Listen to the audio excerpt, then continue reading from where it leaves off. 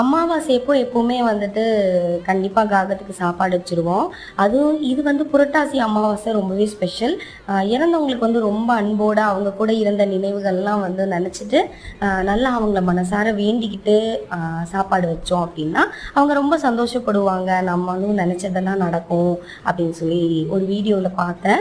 அதனால் காலையில் சீக்கிரம் எழுந்திரிச்சு குளிச்சுட்டு என் பையன் எந்திரிக்கிறதுக்கு முன்னாடி சீக்கிரம் சமைச்சிருவோன்னு சொல்லிட்டு சமைக்கிறதுக்கு ஸ்டார்ட் பண்ணிட்டேன். உப்பு பருப்பு குழம்பு வச்சுருந்தேன்.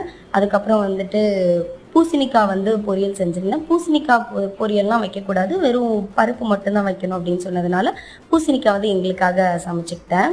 ரொம்ப நாள் கழித்து இன்றைக்கி தான் பூசணிக்காய் வந்து செய்கிறேன். எனக்கு ரொம்பவே ஃபேவரட் அப்படின்றதுனால. அதுக்கப்புறம் வந்துட்டு சமைச்சு முடிச்சதுக்கப்புறம் மேலே காகத்துக்கு கொண்டு போய் சாப்பாடு வச்சுட்டு வந்துட்டு நாங்கள் 3 பேரும் சாப்பிட்டுட்டோம்.